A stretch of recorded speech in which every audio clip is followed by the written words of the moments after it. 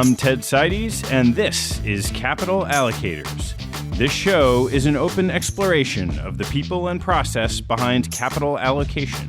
Through conversations with leaders in the money game, we learn how these holders of the keys to the kingdom allocate their time and their capital. You can keep up to date by visiting capitalallocatospodcast.com. A few months ago, through a confluence of events, an idea came to me to share some conversations with great capital allocators that I've been fortunate to know from my time in the business. I lined up my first 3 guests, and I didn't know what would happen from there. Taking this journey without goals or expectations was new for me, and it's been really fun. Listening to each guest live has allowed me to start picking up great frameworks and common threads across conversations. I've always been a big fan of movie previews and often longed for a feature-length movie full of just great previews of upcoming attractions. So to bring this idea home, I created this short highlight reel with excerpts from a number of past episodes. My first unexpected surprise in these podcasts came from the answers to one of my closing questions. That question is, what is your favorite thing to do that's a complete waste of time? I thought of the question because I had developed a sleep-depriving tendency to watch reruns of Fast and Furious movies when I crawled into bed. At times, it crushed my desperately needed sleep, and eventually I had to rectify the situation by removing my television from the bedroom. As time-consuming vices go, it felt pretty harmless, but I was curious what others would reveal in answer to the same question. Some of my guests followed my lead. Andy Golden took the one waste of time he simply can't justify. What is your favorite thing to do that is a complete waste of time? There's a particular solitaire game called Spider Solitaire that is a guilty pleasure because every time I'm doing it, I'm thinking, oh my God,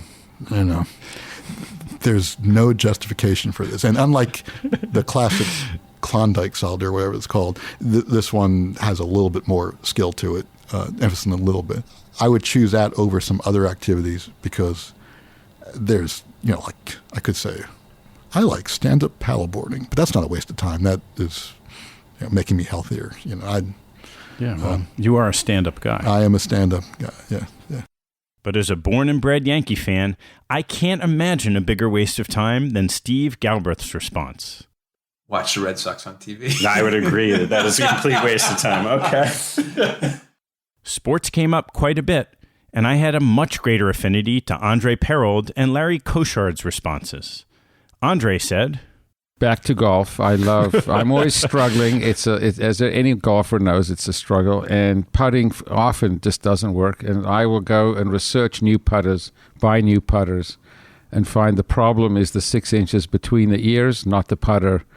And talk about a waste of time. That's what it is, but it's great fun. And Larry touched on another summertime pleasure of mine. I love tennis. And I used to be an okay tennis player, and as I've gotten older, my body's gotten more decrepit. I play substantially less tennis, but I love to watch tennis. I love to watch it live. I love to, if I just want to relax at home in the evening, I will turn it to the Tennis Channel and just watch a tennis match. And I take a lot of joy of just watching tennis. But aside from these 4, I started noticing a repeated pattern from my guests. I suspect you may have picked up listening to the show, but I can tell you it was readily apparent in their facial expressions. Over and over, my guests discussed some thing that they do, which taken on its own certainly could be perceived as a waste of time. But each time, as they spoke the words of that thing, an expression of awareness came over their face. They realized in the moment that even if the thing itself was unimportant, it was nevertheless an incredibly important part of who they wanted to be. And taken in that light, it wasn't a waste of time at all. From Josh Brown and Jeff Solomon, the thing was taking downtime. Here's Josh's answer. I play Candy Crush. Because I don't have like the good drugs. Like I'm not on Wellbutrin or Abilify or I'm like au natural. So the only way I could take my mind off the millions of things going on Candy Crush is It's so stupid. It's your yoga and meditation wrapped into one. I read, but honestly, like I'm on the train home at like 6 o'clock. I've been at it since 5 a.m. Like I wake up and I start my blog and the whole spiel. Like at 6 o'clock, I should be reading a book. I just can't.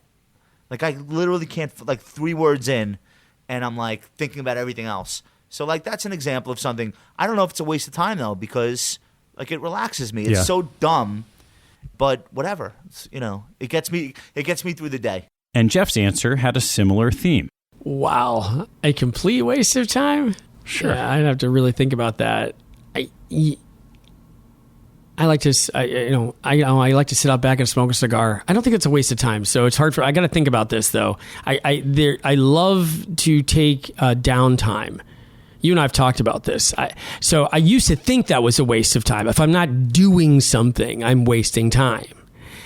And the reality is, like, watching a TV show and vegging, there's something really relaxing about that. Sitting out back and smoking a cigar and thinking, 40-year-old me would be like, why are you wasting time? There's tons of stuff to do. And the 50-year-old, 1-year-old me is like, wow, I can't wait to do that because I have so many things I want to think about with the business, with my life, with my kids, with my wife. And I treasure that. So I don't think I waste time. I just think I choose to do things to nourish myself intellectually or spiritually.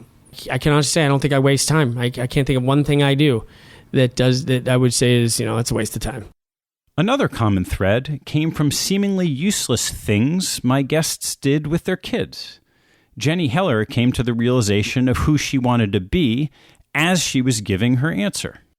My favorite thing to do that is in some ways a complete waste of time is probably doing art with my daughter, Kira. We actually spent Mother's Day. That is the sweetest non-waste of time I think I've heard on any of these podcasts. We spent Mother's Day with sidewalk chalk, just creating beauty in a little park by our house. And it was so joyful for both of us.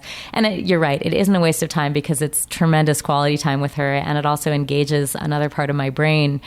It's the wonderful thing about having kids is that they remind you that there's beauty in the world in ways that you forget to see every day. As I'm saying this, it isn't a waste of time at all. And Brett Barth came to the same realization. Play flight simulator with my sons. Wow.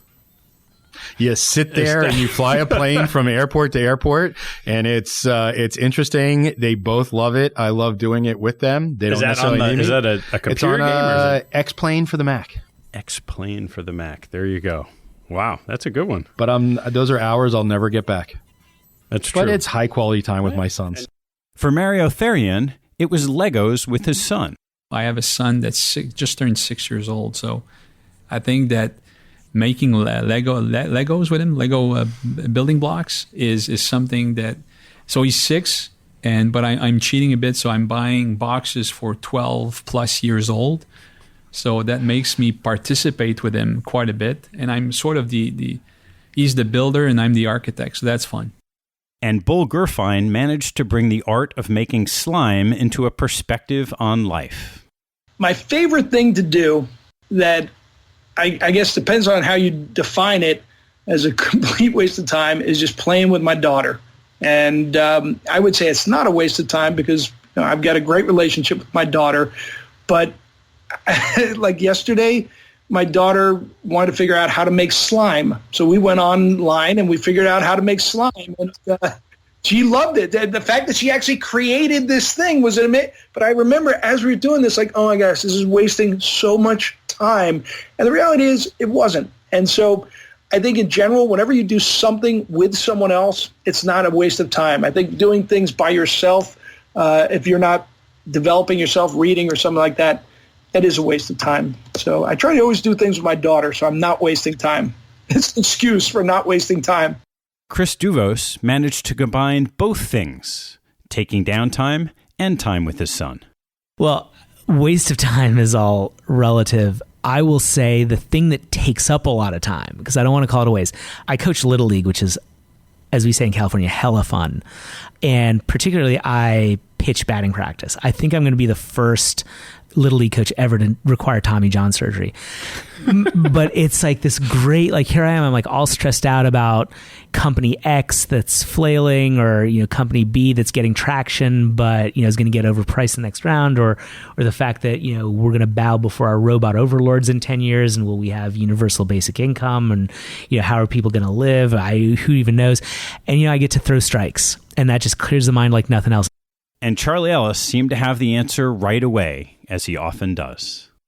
I confess to you, I can't answer the question. I basically don't do anything that's not, in my own best estimate, fairly productive. I mean, you laugh, you'd say, well, what do you mean? Well, first of all, I'm not a great athlete, so I don't go out and use up a lot. I don't play golf. I do like to exercise, so I've got a machine down in the basement, and I do that every chance I get. I used to play tennis with Linda quite a lot, but I've got a detached retina, so I don't have depth perception, so I send the ball in all kinds of funny directions, and that takes some of the fun out of that game. But basically, I really am in that happiest of all positions, and Confucius put it just right. He said, if you find work you love to do, you'll never work again. And I quit working at 30. I haven't done anything that I don't really enjoy doing. But my friends would all say, that's ridiculous. You work all the time. I'm playing all the time. I just have too much fun doing the things that I'm doing, Ted. Honestly, I just really enjoy it.